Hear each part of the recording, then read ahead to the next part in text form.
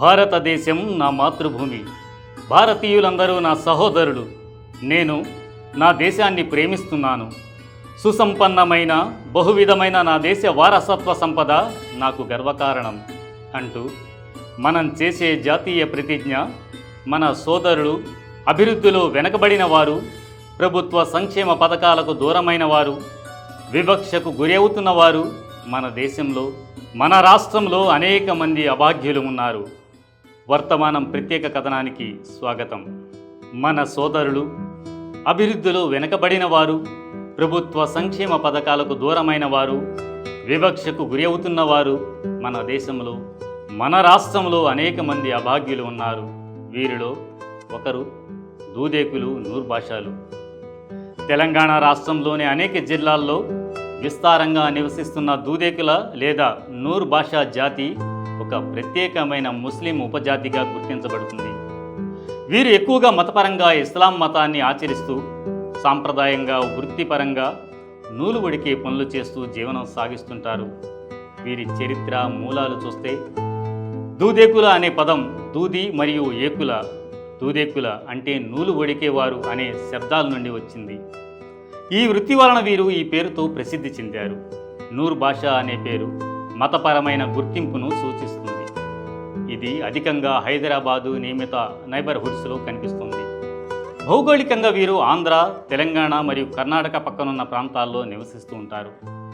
పూర్వం దూదేకుల వారు మిగిలిన సామాజిక వర్గాలకు వృత్తి సేవలందిస్తూ గ్రామీణ సమాజాల్లో కీలక పాత్ర పోషించేవారు. వారు దుస్తుల కోసం నూలు తయారీ, దిండ్లు, దుప్పట్ల తయారీకి అవసరమైన పనులు చేస్తూ జీవించేవారు. కానీ టెక్స్టైల్స్ ఇండస్ట్రీలో యంత్రాలు ప్రవేశించడంతో వీరి సాంప్రదాయ వృత్తి క్రమంగా క్షీణించిపోయింది. అప్పటి నుండి కొన్ని దశాబ్దాలలో ఈ వర్గం ప్రజలు ఆటో డ్రైవింగ్, టైలరింగ్, చిన్న చిన్న వ్యాపారాలు చేస్తూ జీవిస్తున్నారు. వీరి సాంస్కృతిక జీవితం ఎలా ఉంటుందంటే వారు ముస్లిం మతాచారాలు పాటిస్తారు. రంజాన్, బక్రీద్ పండుగలు గొప్పగా జరుపుకుంటారు. తెలుగు భాషలో వీరి సంభాషణ మిగతా ముస్లింల కన్నా స్థానిక ప్రభావంతో ఉంటుంది. కాబట్టి వీరికి తెలుగు ముస్లింలు అనే గుర్తింపు కూడా ఉంది. అయితే వీరు ఆధునిక కాలంలో అనేక సవాళ్లను ఎదుర్కొంటున్నారు. ఆర్థిక వెనుకబాటుతనంతో పోరాడుతున్నారు. విద్య, ఉపాధిలో పూర్తిగా స్థిరపడలేకపోతున్నారు. బీసీబీ కేటగిరీలో వారికి కొన్ని ప్రయోజనాలు ఉన్నా పూర్తి స్థాయిలో ఆవశ్యకమైన ప్రోత్సాహం అందడం లేదు. రాజకీయ ప్రాతినిధ్యం తక్కువగా ఉంది. ఈ వర్గం విభిన్నతను నిలబెట్టే సామాజిక వర్గం. దూదేకుల లేక నూర్ బాషా సమాజం వారి జీవన శైలి, భాష, మతం, వృత్తిపరమైన విశిష్టతలతో ఒక విలక్షణమైన స్థానాన్ని ఏర్పరచుకుంది. ఈ వర్గం సామాజిక పురోగతికి అధిక అవకాశాలు, విద్యా శ్రేణులలో ప్రోత్సాహం చాలా అవసరం. ఇటీవలి కాలంలో నూర్ బాషా సంఘాలు విద్యాభివృద్ధికై, సామాజిక చైతన్యం కోసం కొన్ని ఉద్యమాలను ప్రారంభించాయి. కొన్ని ప్రాంతాల్లో నూర్ బాషా యువజన సంఘాలు, దూదేకుల వెల్ఫేర్ అసోసియేషన్ వంటి సంఘాలు ఏర్పడుతున్నాయి.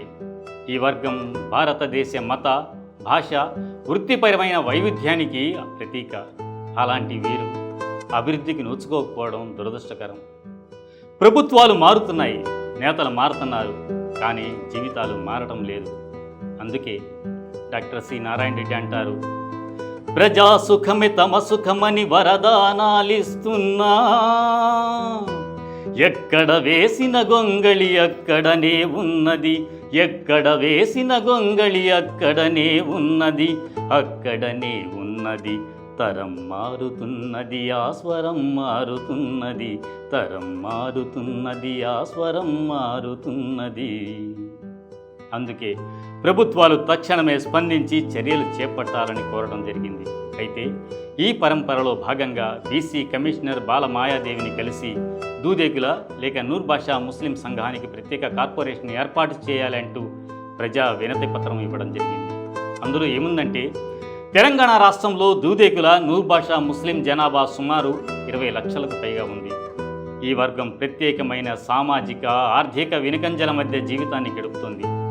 వీరికి ప్రభుత్వాలు ఇప్పటి వరకు తగిన గుర్తింపు ఇవ్వకుండా మైనార్టీ కమిషన్ల పరిధిలోనే పరిమితం చేసి ఉంచడం ఉంటుంది. ప్రధాన సమస్యలు ఏమిటంటే విద్యా అవకాశాల్లో వివక్ష. నీట్, మెడికల్ సీట్లలో బీసీఈ కేటగిరీకి చెందిన ముస్లిం విద్యార్థులకు తక్కువ మార్కులతో మెడికల్ సీట్లు లభిస్తుండగా అదే బీసీ-బి కేటగిరీకి చెందిన దూదేకుల ముస్లిం విద్యార్థులు ఉన్నత మార్కులతోనూ అవకాశాల నుండి దూరంగా ఉన్నారు. ప్రభుత్వ రుణాల్లో వంచెన. ఆర్టీఐ ద్వారా పొందిన సమాచారం ప్రకారం చూస్తే దూదేకుల వర్గానికి మైనార్టీ ఫైనాన్స్ కార్పొరేషన్ ద్వారా 2014 నుండి 2025 వరకు రుణాలు చాలా తక్కువగా మంజూరు చేయబడ్డాయి. చాలా జిల్లాల్లో ఒక్కరు కూడా రుణాన్ని పొందలేదు. ఇక గుర్తింపు లోపం.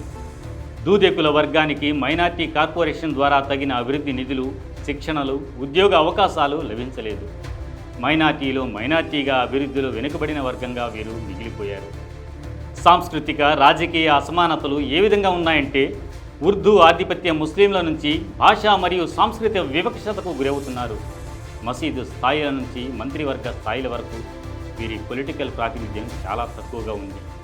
ఖబర్స్థాన్ సమస్యల విషయానికి వస్తే 22/5/2020 హైదరాబాదులో దూదేకుల ముస్లిం మృతదేహాలకు సమాధుల కోసం అనుమతిని నిరాకరించిన సంఘటన ఉదాహరణగా పేర్కొనవచ్చు. ఇక వీరి ప్రధాన డిమాండ్లు: బీసీ వెల్ఫేర్ శాఖ పరిధిలో ప్రత్యేకంగా దూదేకుల బీసీ కార్పొరేషన్ ఏర్పాటు చేయాలి. మైనార్టీ ఫైనాన్స్ కార్పొరేషన్ నుంచి విడిగా బడ్జెట్ కేటాయింపులు చేయాలి. దూదేకుల ఆత్మగౌరవ భవన్ ఏర్పాటు కోసం ప్రత్యేక నిధులు విడుదల చేయాలి. గ్రామ పంచాయతీలో సభ్యులుగా ఎంపిక చేసి పొలిటికల్ శక్తివంతత కోసం సహకరించాలి. మైనార్టీ వార్షిక అభివృద్ధి ప్రణాళికలో దూదేకుల వర్గానికి ప్రాధాన్యత ఇవ్వాలి. న్యూ డెవలప్మెంట్ అథారిటీ వంటి ప్రత్యేక అభివృద్ధి సంస్థను ఏర్పాటు చేయాలి. ఈ అంశంపై ఇప్పటికే జిల్లా కలెక్టర్లు, బీసీ వెల్ఫేర్ కమిషనర్ మరియు ఇతర అధికారులకు పత్రాలు సమర్పించడం జరిగింది. ఈ కార్యక్రమంలో ప్రతినిధులు అజీముద్దీన్, అధ్యక్షుడు మొహమ్మద్ రాజామద్, ప్రధాన కార్యదర్శి అహ్మద్ హుస్సేన్, సలహాదారు అడ్వకేట్ మహమ్మద్ అలీ, అబ్దుల్ రజాక్ పాల్గొన్నారు. మరిన్ని ఆసక్తికర కథనాలతో మళ్ళీ మీ ముందుంటాం. అంతవరకు సెలవు. ధన్యవాదాలు.